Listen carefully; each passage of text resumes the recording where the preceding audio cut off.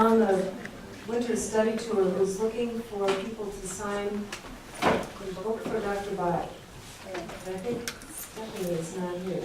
She's the last, Taylor. She's not here.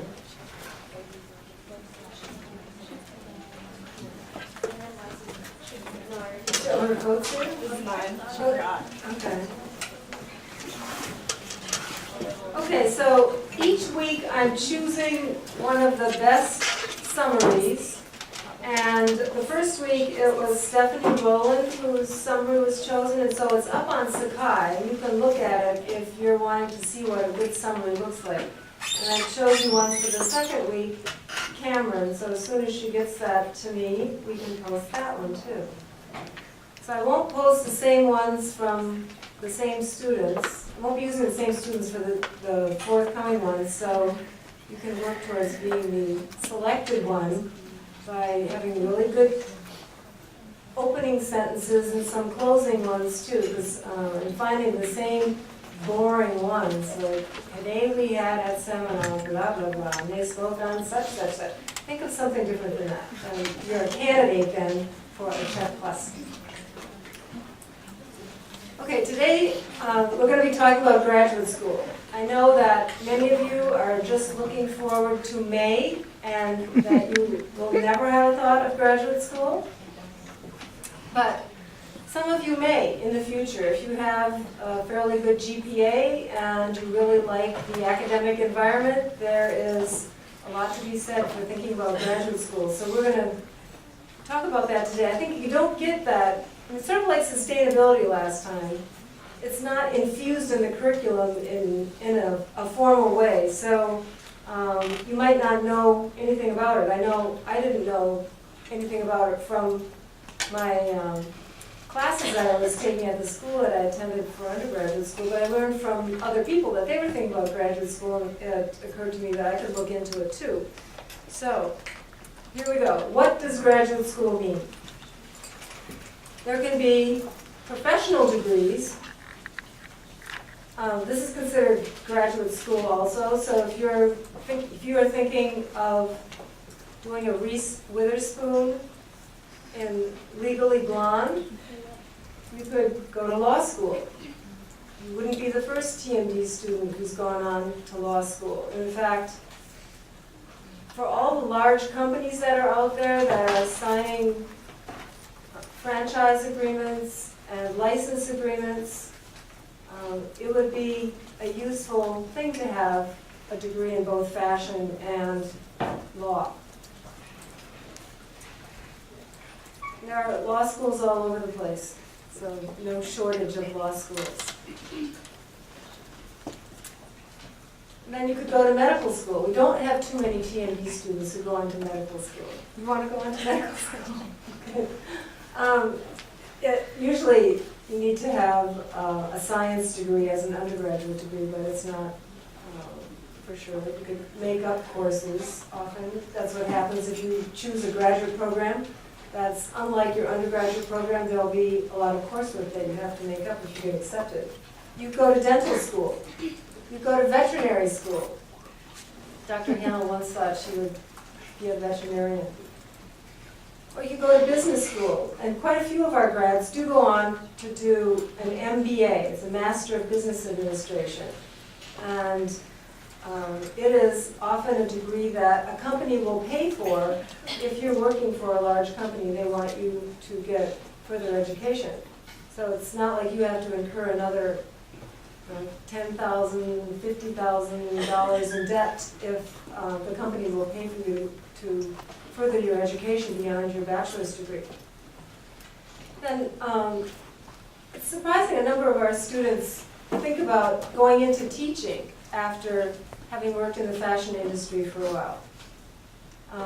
It's a people industry, and the hours are good with education because you get summers off. So how many of you have parents who are teachers or aunts or uncles or something? So it's intense while it's going on, but a lot of times it's something that our students are interested in. So here at URI we have a graduate program in our college that's education oriented. you already have the bachelor's degree, so you have to go back and get certified to teach and then do some student teaching. So that's a possibility too. And then there's also a doctorate in education, which is different than the doctorates that most faculty members at URI have. It's called a doctorate in education, and there is one offered at URI in conjunction with Rhode Island College, and it qualifies you to be an administrator. Like most of the principals in your high schools will have been, or in the grade schools, they've gone on for their PhD, so they're not just certified at the undergraduate level, but with a bachelor's to go on and be an administrator. So that's what we're talking about. Now, okay. All right, so I'm going to talk a little bit later about the textiles field and what those degrees are like. But just like applying to undergraduate school, you need to have an application. And more often than not, it is required that you submit the exam, the test scores that you got for the graduate record exam. Didn't love it, did you? Our two guest speakers today. And in fact, I thought when I was in undergraduate school, I was a senior, and I heard people talking about going to graduate school, and it was January, and a lot of the schools that were good for me, for the interest areas that I had, required the GRE, and the application deadline was really early in the year. So I was too late to take the GRE. So I looked around for a school that didn't require the GRE. That was one of the criteria for the schools that I chose. Not a great reason. The other reason was I wanted to go skiing, and it was Colorado State University. Another not really great reason to choose a graduate school, but it ended up being a good experience. Also, you'll need a good undergraduate GPA. Usually it's 3.0 and above that they're looking for. And you'll need to have letters of recommendation. So it's always good to keep in touch with the professors that you were close to in undergraduate school. Usually there's one or two, your advisor or somebody that you did a more intense paper with that could write about your academic qualifications. You'll need those to get into graduate school. And then you need adequate undergraduate preparation. So if you have a degree in textiles, you could easily go on to a master's degree in the field because you already have all the textile courses and merchandising courses and so on. If you're applying to anthropology, for example, you would have to make up a lot of courses in anthropology or history or some other program that is not what you've taken a minor in or done a major group of courses for undergraduate work.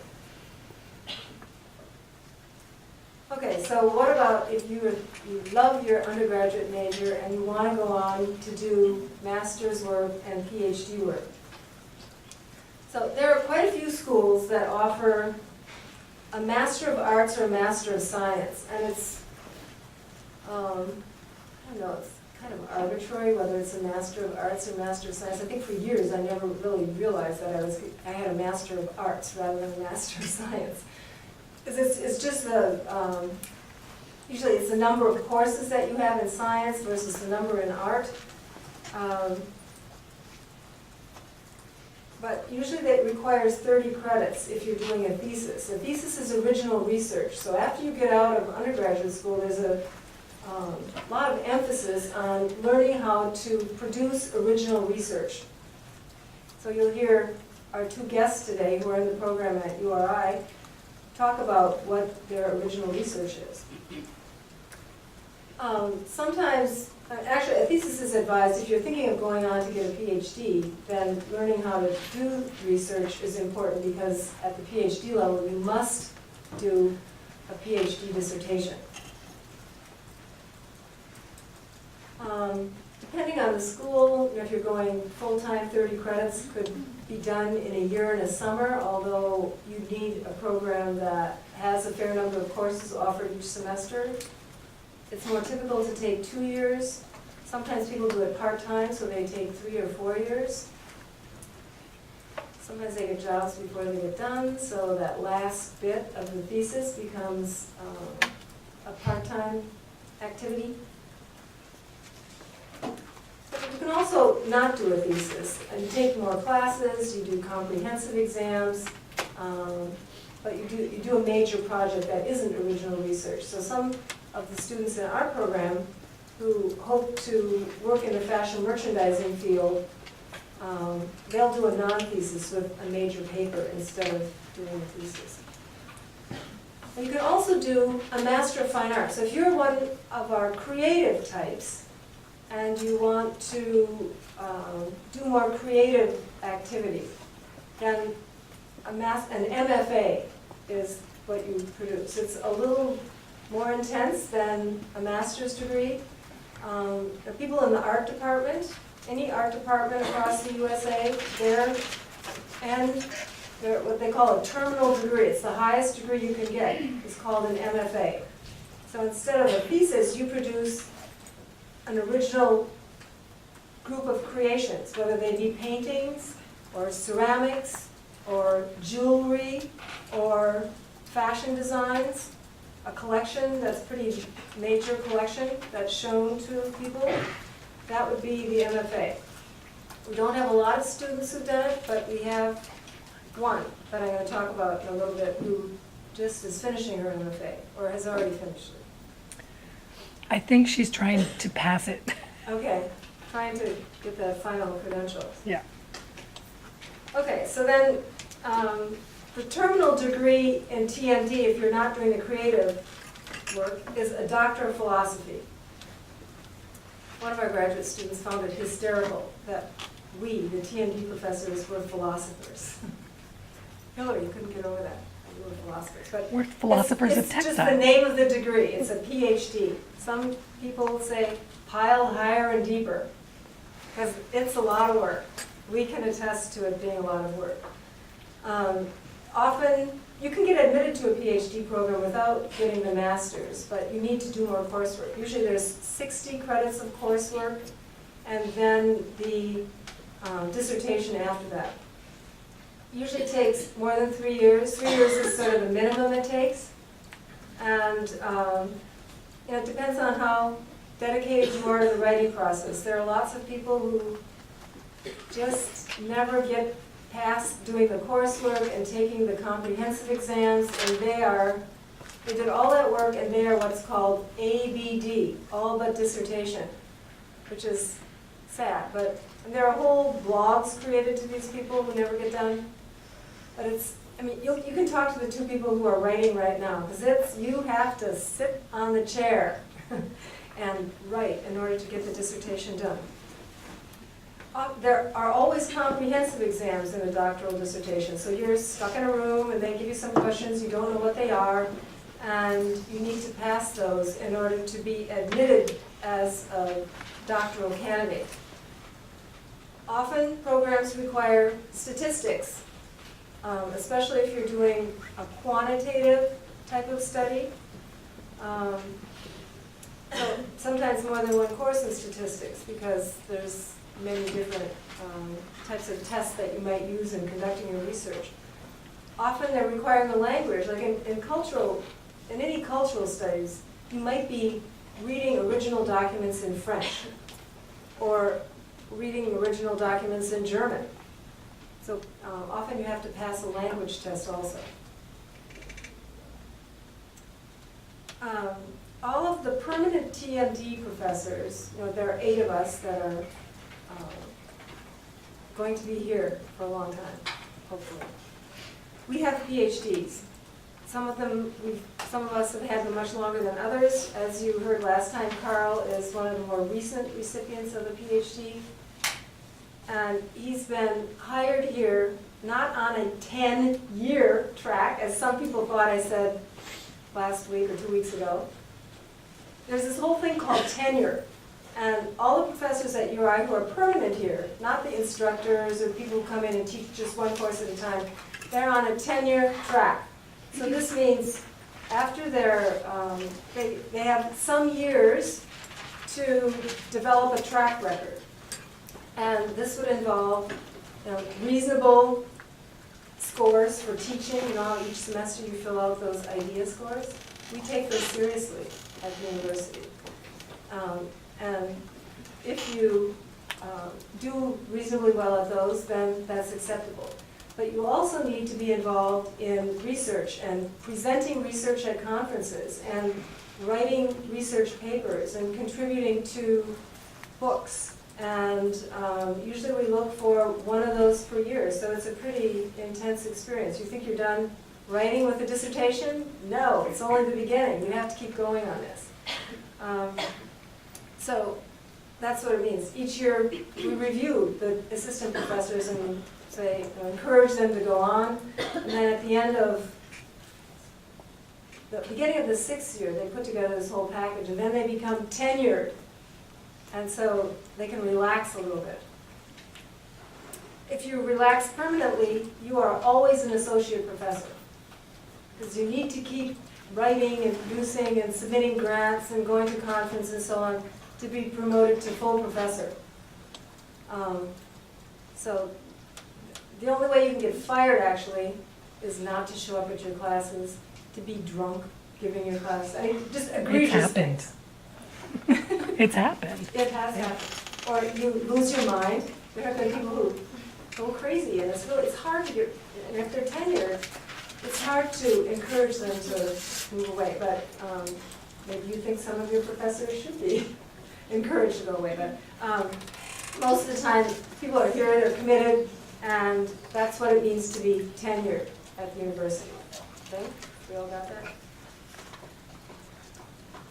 Okay, so what is it like to be the professor? Oh, here. Did I see that? Oh, I was supposed to knock that off. All right, forget it. Okay, so we have the theme of this year's seminar as being the art and science of fashion. So there are definitely programs that specialize more in the art of fashion and those that specialize more in the science of fashion. So if you're interested in, if you really like some of the courses in your TMD program and you want to go on to do that, more in that field, then you need to research which programs have specialties in that area. It's like URI doesn't have everything at the graduate program. We don't have fashion design at the graduate program. All those courses, if you think about it, are numbered 300 and there's the 222 of apparel production. So those kinds of courses, we don't have the ability to do advanced study at the graduate level. You need to go to Cornell, really exceptional program at Cornell. Where are the other good programs in fashion design? Well, typically you have to go on for the MFA. You need to go for an MFA, although there are some PhD programs. So I think Oregon Cornell's the State only maybe? PhD program. Theirs is a PhD. Yeah. Right. Yes, if you want to do textile design, there are schools that emphasize just the flat textiles. If you really like the CAD course where you're doing textile designs and so on, you can go on to do that at specific schools. I think actually RISD has that, and also University of Massachusetts at Dartmouth has a fiber art graduate program in textiles. For textile science, there are quite a few schools. The one that has the most fabulous facilities ever, and when I saw it, I became green with envy. We have our little lab up there, Quinn 315 and 316. They have this whole suite of buildings around an atrium, North Carolina State University. It's right in the center of the textile industry, or what remains of it in the U.S., and they're well supported by the industry. And there still is some active textile work done there. They have, for example, they have a copper mannequin that they have in a special room where you can put clothes on that you're testing for flame resistance, light the stuff on fire. It's not going to light the whole building on fire because it's a flame-proof room. It's just amazing, amazing stuff. So you have to, that's the kind of program that if you're going to go on to do a PhD, you want to be affiliated with something like that. There are some other ones. Clemson University, I think University of California at Davis still has a pretty strong textile unit. But it's selective in our field. It's not like English, where there are many, many programs that you can go on to do an English master's or PhD. In our field, it's pretty limited. Fashion merchandising, there are a fair number of schools that do that reasonably well. Some of them are in Arizona, Oklahoma, the University of North Carolina at Greensboro, Auburn University. There are some others, Oregon State, as I said. If you want to do historic, actually, I think our program is recognized as one of the best places to go for a master's degree in history. For a PhD, it's more of a challenge. Where Dr. Hanna went, Ohio State, I think they've shifted away from the historic emphasis, because it used to be a really great place to go, and they've moved more towards the retailing. So we have some graduate students from here who've got their master's degree here who've gone on for PhDs, and one of them is at Oregon State, another one's at the University of Missouri at Columbia, where Dr. Liu graduated from. So we're kind of all, we know each other, we know the professors at the other schools, so if you're interested in this, you should talk to us about what schools offer the kinds of programs that you're interested in. If you're interested in sustainability, in the last 2 weeks ago we heard about sustainability. There's a track that's been developed at the University of Delaware. Not a PhD, but a master's degree, so you could go on and do that. Okay, so unlike what I did, want to go skiing, you should consider the reputation of the school. I mean, the school I ended up at is very good. It was Colorado State University for my master's. And there are a lot of really great people there. They still only have a master's degree. They should have a PhD because they really have a lot of very skilled people there who do very good research. And so it would be a candidate for a place. It's very much of a program like ours, so you could go on and do more work there with getting different perspectives. So you need to ask questions like, how well known are the professors? Do they publish? Can you find their names in some of the academic journals? Do they go to professional organizations and give talks at conferences? Do their students give talks at the conferences? Because if you see their students there, you realize that they're good mentors to the students, and they help the students find funding to get to the conference and help them write up an abstract that's going to be accepted to the conference. Because it's kind of like, it's called, this whole process, it's a contest, I guess you'd say. It's refereed, you have to submit it, and then other professionals in the field read it and decide whether it's okay to be presented or okay to be published. So if you have a good mentor, then that helps you on the road to establishing your own reputation. And you also want to know what programs are offered, how many classes they have, if there are good adjunct areas. If you have a big school, it's likely that they have PhD programs in other areas like art, because often you'll be taking courses in those other areas as well, or anthropology, or sociology, or good statistics classes, or if you have a business school. History. History, Dr. Ham took history, Dr. Louie took more business and statistics related classes at the PhD level. And economics, right. Nobody wants to go.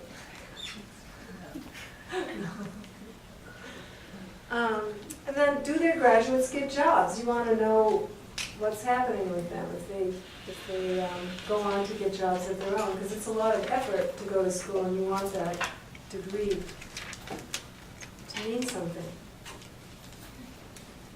Okay, so I want to say a little bit more about the reputation of the professors. Because, as an undergraduate student, you get to know your professors, but at the grad level, you really work one-on-one with them. You have a master's thesis supervisor, a PhD dissertation supervisor. It's really a lot of one-on-one, as the two students can tell you. Is your professor a good researcher? Are they nice to work with? When I was looking, I can tell you a little bit about my background. I went to Colorado State University, and I graduated in a couple of years, and then I found out that there was a job at the neighboring state university, University of Wyoming. small program, but I got to teach quite a lot. I taught as a master's student, and when I realized that if I wanted to stay in the profession, I needed to get a PhD. So I was looking around, how can I get a PhD and still stay at the University of Wyoming? It didn't look like that was going to be possible. So I left and went to the University of Minnesota, where my family is from. So that's the reason why I chose that. But I was looking at two different departments there, because at the time they had design, and then they had textiles. So I was listening, and I was interested in textile science, because it was one of the courses that I taught at, I taught the labs when I was in master's graduate school, and I taught that course when I was at the University of Wyoming. But then I listened to the professor tell people, well, I can't read what you sent me this summer. I'm thinking, excuse me, a person has written it and you're not going to read it? I don't think I want to choose textile science, because he didn't seem like he was nice to work with. So it's important to find out about the reputation of the professors, and often you can go and visit the school and ask the other students, what is it like to work with that person? In a way, it may be why you choose one person over the other to work with. And then another bad thing is, if you arrive and the person is going to go on sabbatical for a year, the person that you want to work with, that's a bad deal for you, because you're going to be delayed a year from working with that person. Or is that person going to retire? Are they in a category where they may leave before you finish? So you want to think about those issues. And then a lot of programs have infighting. You never see that as an undergraduate, that the professors argue with each other and don't get along with each other. But at the graduate program, you're involved with that. And it can be really painful for some students. My master's program had that a little bit.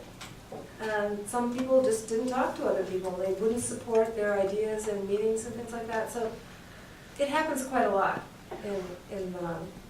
in different programs. So you want to find out if there's very divided, if there's any issue that's going on that's going to affect your time there. Our program gets along pretty well, so yeah. And then, how to pay for it.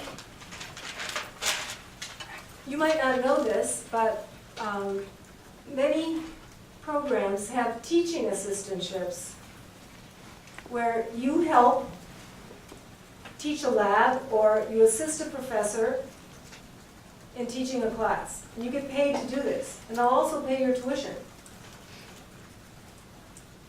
So you don't have to incur lots of debt. Now, professional schools don't do this. If you go to veterinary school or dental school or whatever, you pay. There's no assistantships. But for our kinds of programs, there are teaching assistantships.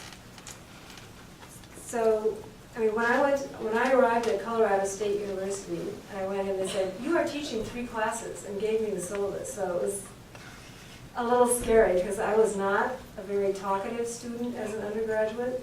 I hardly ever raised my hand. Hard to believe now, but I never ever would have imagined that I would end up as a university professor when I was an undergraduate student. But I liked teaching. I liked working with the students. It was a lot of fun, and I was hooked doing that. So you might think that it is for you too. Elizabeth. Should give a test for Dr. Asplin today. And then there are lots of programs, especially in the sciences, that have big research grants, and they hire students to work on research grants. So again, your tuition is paid, and or you get a stipend for working. So it's not, I mean, you don't end up going out for dinner every night and buying a lot of clothes, because it's not a lot of money, but it'll keep you going for that time period. You know, where do you find degree programs? We have a professional association. I remember I said we have to go and talk at these meetings that they have, and we get to find out what's going on at other schools and what the latest research is. And one of the key ones for our subject matter area is the International Textile and Apparel Association.